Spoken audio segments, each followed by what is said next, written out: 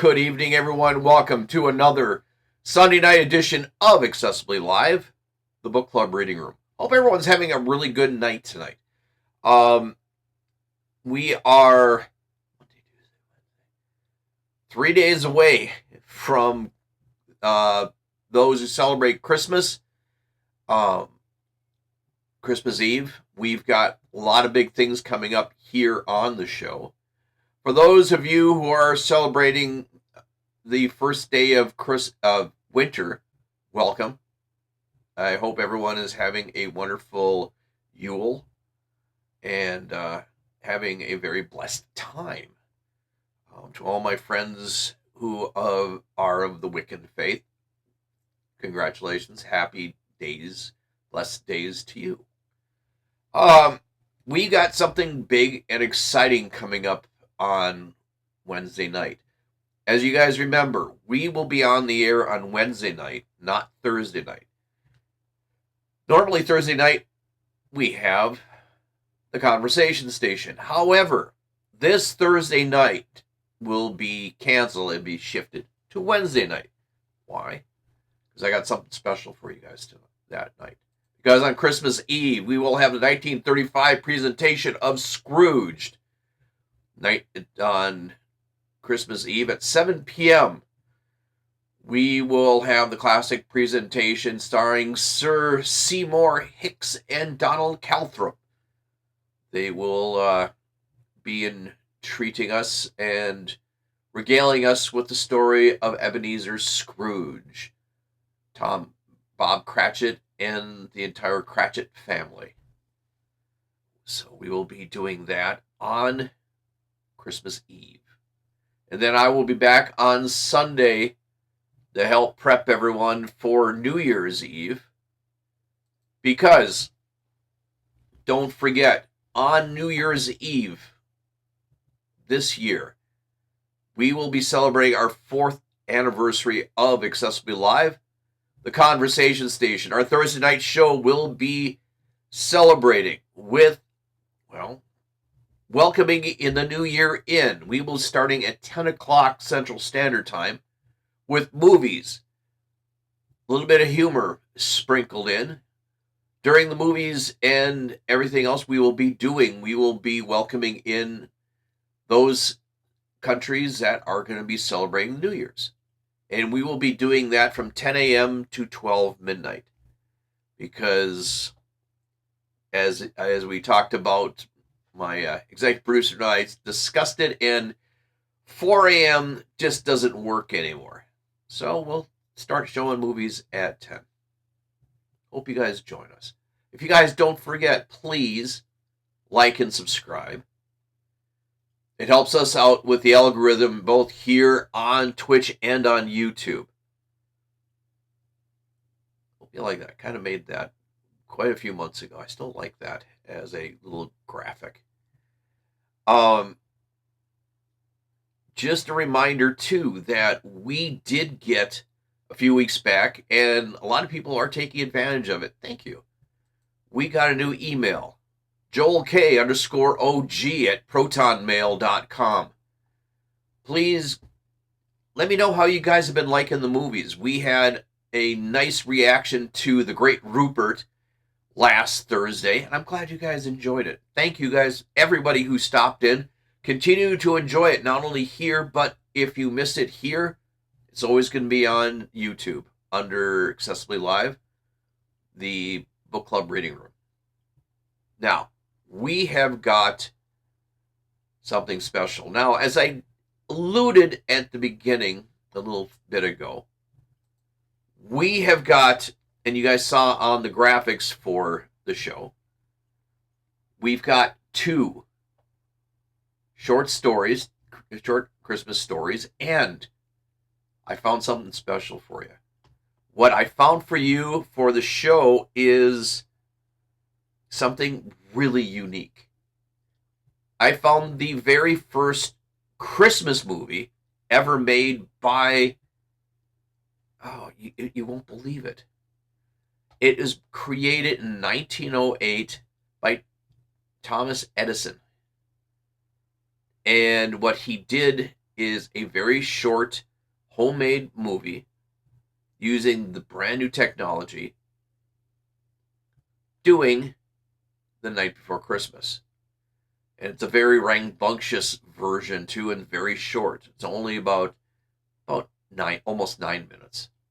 So we'll be doing that in between the short stories. But right now, we will be, let's do our first short story. And gotta thank Libby for all the help, as always. And our first show, our first movie, our first story for the night is a very nice short story talking about what the true meaning of Christmas is.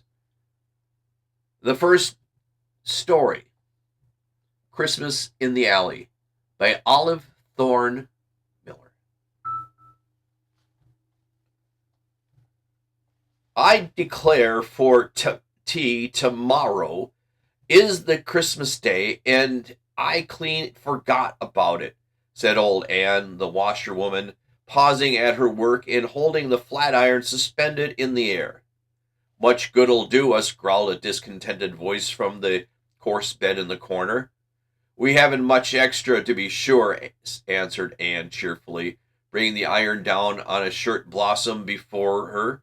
But at least we have enough to eat and a good fire, and that's more than some have. Not 1,000 miles from here either. We might have plenty more, said the fretful voice, if you didn't think so much of strangers than you do your own folks' comfort, keeping a house full of beggars, as if was a lady. Now, John, replied Anne, taking another iron from the fire, you're not half bad as you pretend. You wouldn't have me turn them poor creatures into the streets to freeze, now would you? It's not our business to pay rent for them, grumbled John. Everyone for himself, I say. These hard times. If they can't afford to, they ought to send them off. There's plenty as can. They pay quick enough if you get 'em work, said Anne. They're good, honest fellows, every one, and paid me regular as long as they had a cent. But when hundreds are out of work in the city, what can you do? That's not your business. Now you turn 'em out, growled John. And leave the poor children to freeze as well as starve, said Anne. Who would ever take 'em in without money, I'd like to know. No, John, bringing her iron down as it was meant to. I'm glad we are well enough to wash and iron and pay my rent, so long as I can do that and keep the hunger away from you and the child. I will never turn poor souls out, leastwise not in this freezing winter weather. And here's Christmas, the old man went on whiningly, and not a penny to spend, and I need another blanket so bad with my rheumatiz. I haven't had a drop of tea for no how long. I know it, said Anne, never mentioning that she too had been without tea. Not only that, but with a small allowance of food of any kind. And I'm desperate sorry I couldn't get a bit of something for Katie. The child never missed a little something in her stocking before. Yes, John struck in. Much you care for your own flesh and blood, the child hadn't a thing this winter. That's true enough, said Anne with a sigh. And it's the hardest thing that I've had to keep her out of school when she's doing so beautiful. And her feet all on the ground, growled John. I know her shoes are bad, said Anne, hanging the shirt up on a line stretched across the room, and already nearly full with freshly ironed clothes. But they're better than the Parker children. What's that to us? Almost shouted the weak old man, shaking his fist at her in rage. Well, keep your temper, old man, said Anne. I'm sorry it goes with you, but as long as I can stand on my feet, I shan't turn anybody out in the freeze, that's certain. How much will you get for them? said the miserable old man after a few minutes' silence, indicating his hand to clean clothes on the line. $2, said Anne, and half of it must go to help make up for next month's rent. I've got a good bit to make up yet, and only a week to do it in. I shan't have another cent day day after tomorrow. Well, I wish you'd managed to buy me a little tea, whined the old man. Seems as if that would go right to the good spot and warm up these old bones a bit. I'll try, said Anne, revolving her mind around how she could save a few pennies from her indispensable purchases to get tea and sugar without sugar he would not touch it. Wearied with the unusual exertion, the old man now dropped off to sleep, and Anne went softly about, folding and piling the clothes into a big basket already half full. When they were all packed in and nicely covered with a nice clean muslin sheet, she took out an old shawl and hood from the nail in the corner and put them on, blew out the candle, for it must not burn one moment unnecessarily. Taking up her basket, went out in the cold winter night, softly closing the door behind her. The house was on an alley, but as soon as she turned the corner, she was in the bright street lights, glittering with lamps and happy people.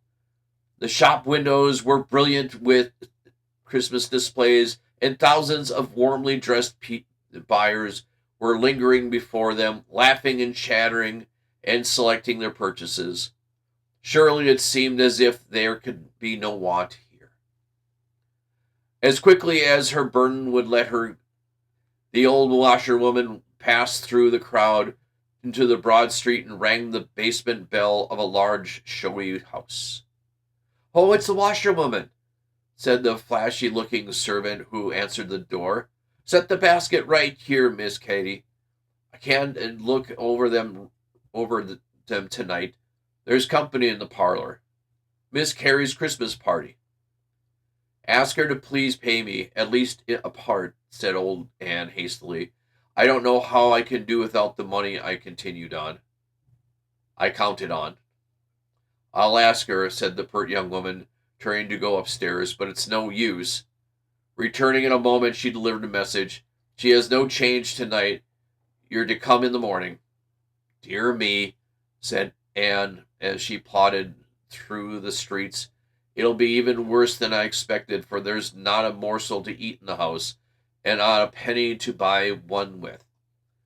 Well, the Lord will provide, the good book says, but it's mighty dark days, and it's a hard to follow." Entering the house, Anne sat down silently before the expiring fire. She was tired, her bones ached, and she was faint from want of food. Wearily she rested her head on her hands, and tried to think of some way for a few cents. She had nothing she could sell or pawn. Everything she could do without has gone before in similar emergencies. After sitting there some time and revolving the plan after plan, and only finding them all impossible, she was forced to conclude that they must go supperless to bed. Her husband grumbled, and Katy, who came in from a neighbor's, cried with hunger, and after they were asleep, old Anne crept into the bed to keep warm, more disheartened than she had been all winter. If we could only see way ahead. All this time the darkest the house had and the alley had seen. Help was on the way to them. A kind-hearted city missionary, visiting one of the unfortunate families living in the upper rooms of old Anne's house, had learned of them from a noble charity of the humble old washerwoman. It was more than princely charity, for she had not denied herself nearly every comfort, but she endured the reproaches of her husband and the tears of her child. Telling the story to the party of the friends this Christmas Eve, Their hearts were troubled, and they at once emptied their purses into his hands for her. The gift was almost very moment in the pocket of the missionary, waiting for a morning to make her happy Christmas. Christmas morning broke clear and cold. Anne was up early, as usual, made her fire with her last of her coal, cleared up her 2 rooms, and leaving her husband and Katie in bed, was about to start out to try and get some money to provide for breakfast for them. At the door she met the missionary. "Good morning, Anne," said he. "I wish you a Merry Christmas." "Thank you, sir," said Anne cheerfully, "and the same yourself." Have you been to breakfast already?" asked the missionary. "No, sir," said Anne. "I was just going out for it." "I haven't either," said he, "but I couldn't bear to wait until I had eaten breakfast before I brought you your Christmas present. I suspect you haven't had any yet." Anne smiled. "Indeed, sir, I haven't had one since I can remember." "Well, I have one for you. Come in, and I'll tell you about it." Too much amazed for words, Anne led him into the room. The missionary opened his purse and handed her a roll of bills. "Why, what?" she gasped, taking it mechanically. "Some friends of mine heard of your generous treatment of the poor families upstairs," he went on, "and they send you this, with their respects and best wishes for Christmas. Do just what you please with it. It is wholly yours. No thanks," he went on, as she struggled to speak. "It is not from me. Just enjoy it. That's all. It has done them more good to give than what they could receive." And before she could speak a word, he was gone. What did the old washerwoman do? Well, first she fell on her knees and buried her agitated face in bedclothes, and after a while she became aware of a storm of words from her husband, and she got up, subdued as much as possible her agitation, and tried to answer his frantic questions. "How much did he give you, old stupid?" he screamed. "Can't you speak, or are you struck dumb? Wake up! I just wish I could reach you. I'd shake you till your teeth rattle." If his vicious looks were a sign, it was evident that he only lacked the strength to be as good as his word. Anne roused herself from a stupor and spoke at last. "I don't know. I'll count it." She unrolled the bills and began. "Oh, Lord," she exclaimed excitedly, "here's $10 bills. 1, 2, 3, and a 20. That makes 50. And 5 are 55, 60, 70, 80, 85, 90, 100. And 2 and 5 are 7, and 2 and 1 are 10, 20, 25, 125. Why, I'm rich," she shouted.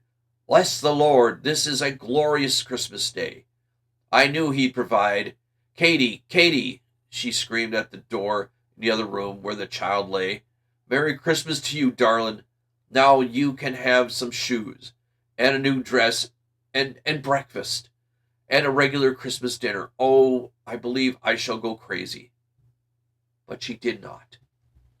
Joy seldom hurts people, and she was brought back to everyday affairs by the querulous voice of her husband. "Now I will have my tea and a new blanket and some tobacco. I want a pipe." And he went on enumerating his wants while Anne bustled about, putting away most of her money and once more getting ready to go out. "I'll run and get some breakfast," she said, "but don't you tell a soul about the money." "No, they'll rob us," shrieked the old man. "Nonsense, I'll hide it well, but I want to keep it a secret for another reason, mind. Katie, don't you tell." "No," said Katie with eyes wide, "but can I truly have a new frock, Mamma, and shoes?" Is it really Christmas? It really is Christmas, darling, said Anne, and you'll see what Mama brings to you home for breakfast. A luxurious meal of sausages, potatoes, and hot tea was soon smoking on the table, and was eagerly devoured by Katy and her father.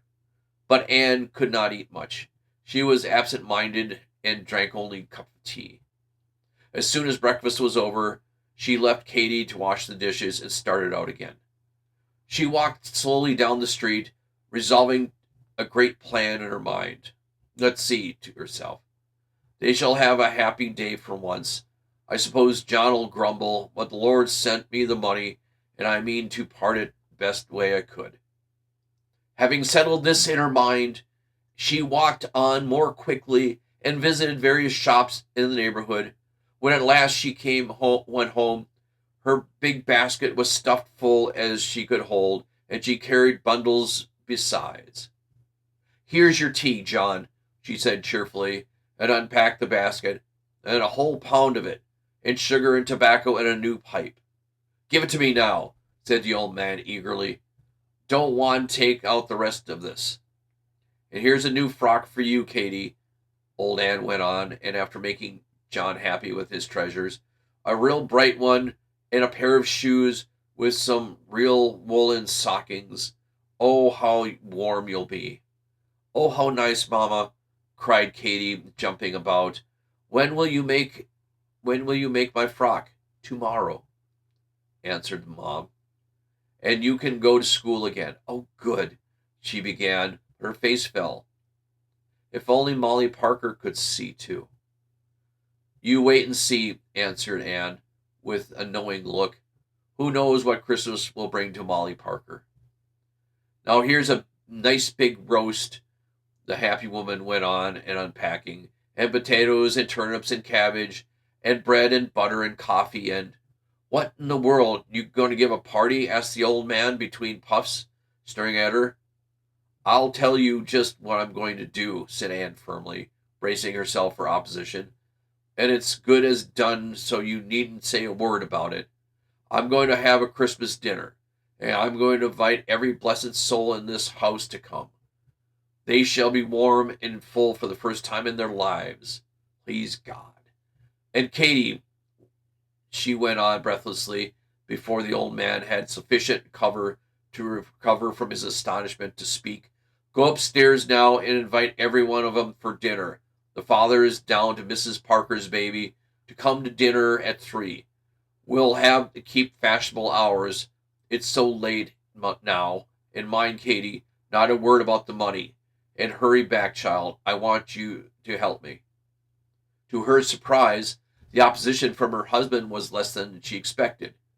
The genial tobacco seemed to have quieted his nerves and even opened his heart. Grateful for this, Anne resolved that his pipe should never lack tobacco while she could work. But now the cares of dinner absorbed her. The meat and the vegetables were prepared, the pudding made, and the long table spread, though she had borrowed every table in the house, every dish to have enough to go around. At 3 o'clock, the guests began to arrive, and it was really a very pleasant sight. The bright, warm fire, the long table covered with substantial, and to them luxurious meal, all smoking hot. John, in his neatly brushed suit, in the armchair at the foot of the table, and in a bustle of hurry and welcome, and a plate and a seat for everyone. How the half-starved creatures enjoyed it, how the children stuffed, and the parents looked on with happiness that was very near to tears. How old John actually smiled, and urged them to send them back their plates again and again, and how Anne the washerwoman was the life and soul of it all. I can't tell half. After dinner, when the poor women lodgers insisted on clearing up, and the poor men sat down by the fire to smoke, for old John actually passed around his beloved tobacco, Anne quietly slipped out for a few minutes, took 4 large bundles from the closet under the stairs, and disappeared upstairs. She was scarcely missed before she was back again.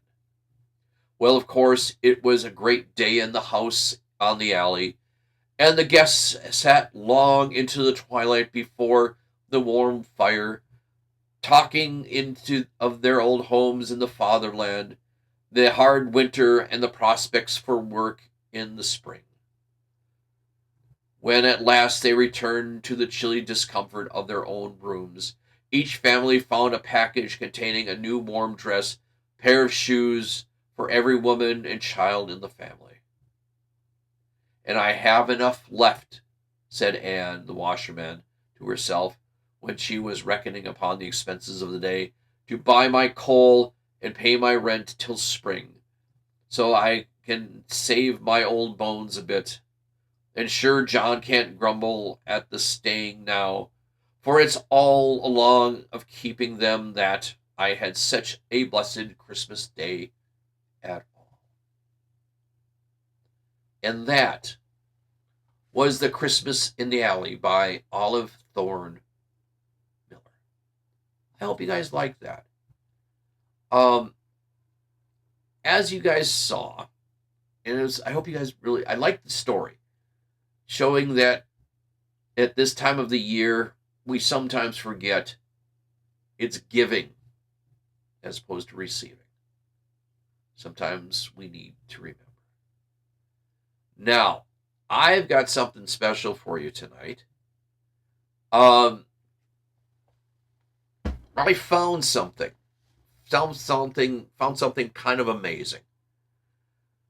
I found the original, very first Thomas Edison movie, one of the first.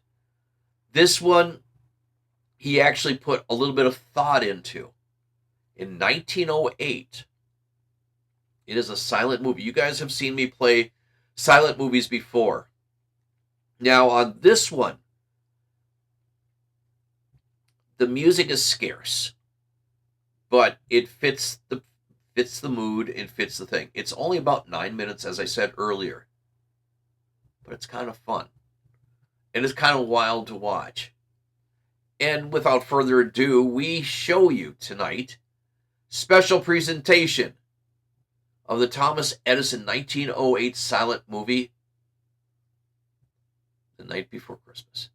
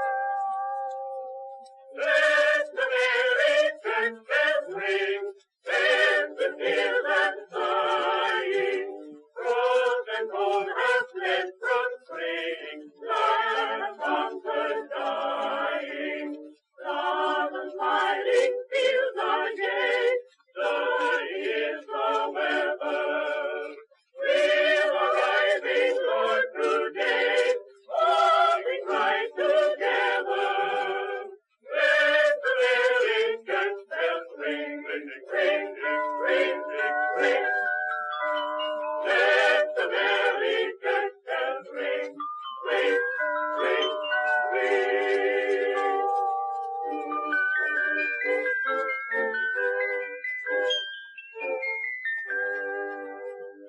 Let the birds sing out again from the leafy chapel, praising him with who in vain there is love to grapple. Come the joy, come fast and see. Hail, smiling one, that keeps the hills in gold, that keeps the hills in gold, who goes leaping up the gates of faith. Of the gates of faith, hail, hail, hail, hail.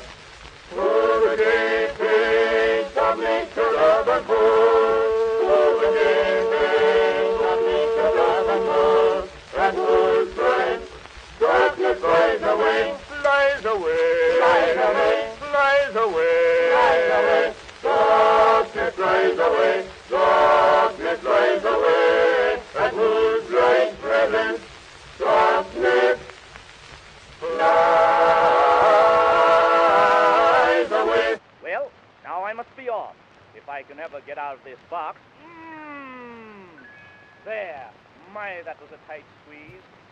Come on now. Up, Prancer. Way. Good night. And hope you guys like that. Something special for the holidays from me to you. I hope you guys liked the Night Before Christmas. Very, very old presentation of the 'Twas the Night Before Christmas story. And glad you guys were here to enjoy it. I am Joel K. This is Accessibly Live, the book club reading room, and once in a while, the movie club reading room. No, that doesn't sound good. Anyway, we've got one final short holiday Christmas story for you tonight. Just to wrap up the show. It is called The Christmas Star by Catherine Pyle. Come now, my little stars, said Mother Moon, and I will tell you the Christmas story. Every morning for a week before Christmas, Mother Moon used to call all the little stars around her and tell them a story. It was always the same story, but the stars never wearied of it. It was a story of the Christmas star, the Star of Bethlehem. When Mother Moon had finished the story, the little stars always said, "And the star is still shining, isn't it, Mother Moon, even if we can't see it?" Mother Moon would answer, "Yes, my dears, only now it shines for men's hearts instead of their eyes." Then the stars would bid the Mother Moon good night and put on their blue nightcaps and go to bed in the sky chamber. For the stars' bedtime is when people down on the earth are beginning to awaken and see that it is morning. But that particular morning, when the little stars said good night and went quietly away, one golden star still lingered beside Mother Moon. "What is the matter, my little star?" asked Mother Moon. "Why don't you go with your little sisters?" "Oh, Mother Moon," said the golden star, "I am so sad. I wish I could shine for someone's heart like the star of wonder that you tell us about." "Why, aren't you happy up here in the sky country?" asked Mother Moon.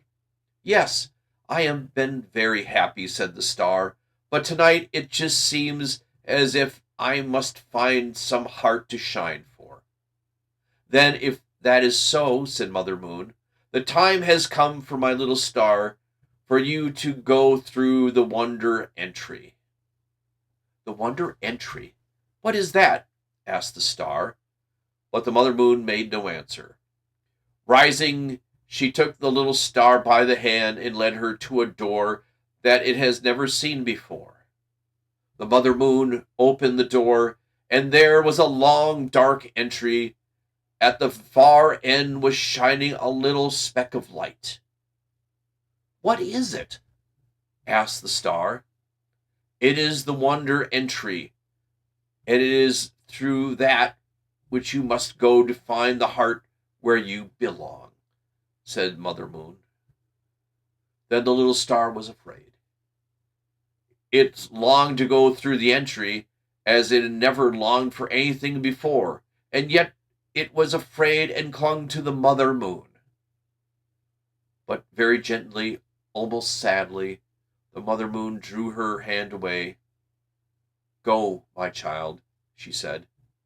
Then, wondering and trembling, the little star stepped into the wonder entry, and the door of the sky house closed behind it. The next thing the star knew, it was hanging in a toy shop with a whole row of other stars, blue and red and silver.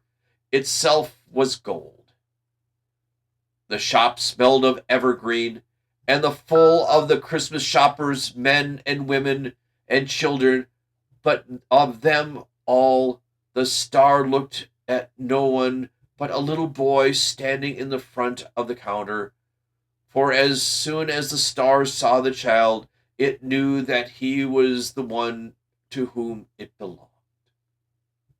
The little boy was standing beside a sweet-faced woman in a long black veil, and he was not looking at anything in particular. The star shook and trembled on a string that held it because it was afraid least of the child would not see it, or least if he did, he would not know it was his star. The lady had a number of toys on the counter before her, and she was saying, "Now I think we have presents for everyone. There is a doll for Lou, and a game for Ned, and a music box for May, and then a rocking horse and the sled." Suddenly, the little boy caught her by the arm and said, "Oh, Mother," he said. He had seen the star. "Well, what is it, darling?" asked the lady. "Oh, Mother, just see that star up there. Oh, I do wish I had it." "Oh, my dear, we have many things for the Christmas tree," said the mother. "Yes, I know, but I do want the star," said the child. "Very well," said the mother, smiling. "Then we will take that too." So the star was taken down from the place where it hung and wrapped up in a piece of paper, and all the while it thrilled with joy, for now it belonged to the little boy. It was not until the afternoon before Christmas, when the tree was being decorated and the golden star was unwrapped and taken from its wrapper. "Here is something else," said the sweet-faced lady. "We must hang it on the tree. Paul took such a fancy to it that I had to get it for him. He will never be satisfied until we hang it on too." "Oh, yes," said someone else who was helping to decorate the tree. "We will hang it up here on the very top." So the little star hung on the highest branch of the Christmas tree. That evening, all the candles were lighted on the Christmas tree, and there were so many that were fairly dazzled the eyes, and the gold and the silver balls, and the fairies and the glass fruit shone and twinkled in the light, and high above them all shone the golden star. At 7 o'clock a bell rang, and the folding doors of the room where the Christmas tree stood was thrown open, and a crowd of children came trooping in. They laughed and shouted and pointed, and all talked together, and after a while there was music and presents, and they were taken from the tree and given to the children. How different it all was from the great wide still sky house. But the star had never been so happy in all its life, for the little boy was there. He stood apart from the children, looking up at the star, with his hands clasped behind him. and he did not seem to care for the toys or the games. At last, it was over. The lights were put out, the children went home, and the house grew still. Then the ornaments on the tree began to talk among themselves. So that is all over, said the silver ball. It was a very happy this evening, the happiest Christmas I remember. Yes, said the glass bunch of grapes. The best it was ever is over. Of course, people will come and look at us for several days yet, but won't be like this evening. And then, I suppose, we'll be laid away for another year, said the paper fairy. Really, it seems hardly worthwhile. Such a few days out of the year, and then to be shut up in a dark box again. I almost wish I were a paper doll. The bunch of grapes was wrong in saying the people would come to look at the Christmas tree the next few days, for it stood neglected in the library and nobody came near it. Everybody in the house went about very quietly, with anxious faces, for the little boy was ill. At last, one evening, a woman came into the room with a servant. The woman wore a cap and an apron of a nurse. That is it, she said, pointing to the golden star. The servant climbed up on some steps and took down the star and put it in the nurse's hands and carried it out to the hall and upstairs to where the little boy lay. The sweet-faced lady was sitting on the bed, and as the nurse came, she held it out in her hand for the star. Is this what you wanted, my darling? She asked, bending over the little boy. The child nodded and held out his hands for the star, and as he clasped it, in a wonderful, shining smile came over his face. The next morning, the little boy's room was very still and dark. The golden piece of paper that had been the star lay on the side table beside the bed, its 5 points very sharp and bright. But it was not the real star any more than the person's body is a real person. The real star was living and shining now in the little boy's heart, and had gone out with him into a new and more beautiful sky country than had ever been known before.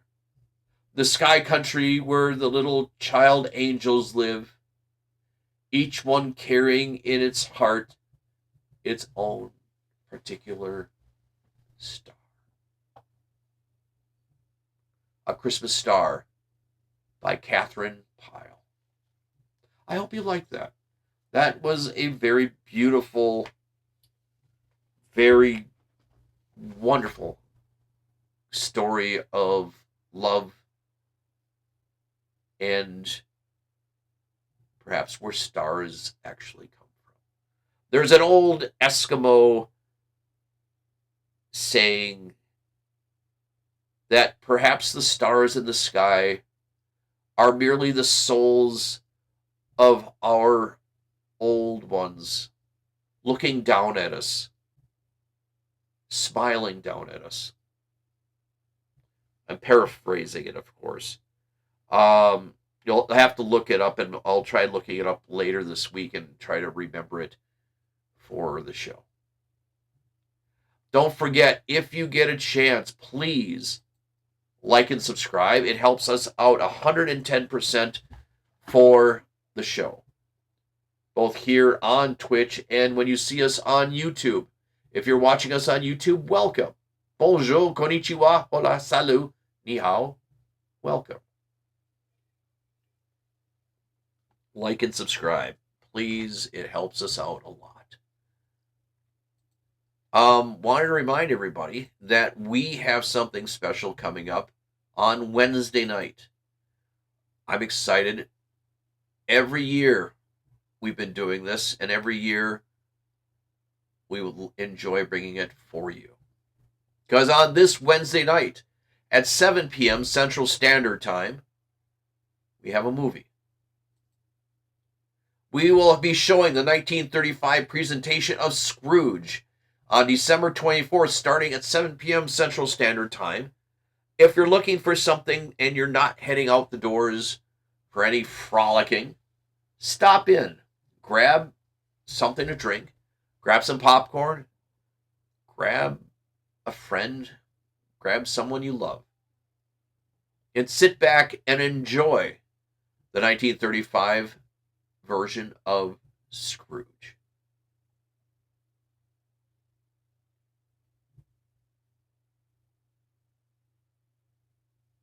Hope you guys all stop in. I am Joel K. This is Accessibly Live, the book club reading room. Every single Sunday night live here on Twitch. We have big things coming up in the new year. New books, new movies, all for you. It's time to get out of here. Take care, one and all. Be safe with the holidays coming up. For those of you who are celebrating, be that Christmas, Kwanzaa, Hanukkah, those celebrating the winter solstice. Be well, be safe, be kind. Let happiness be to you and yours. I'm going to let you guys go. I'm going to see you guys all this week on Wednesday. I hope you guys stop in. And I hope you guys enjoyed the show tonight. Take care, all. We will see you all on Wednesday for the presentation of Scrooge. Bye, guys. Take care.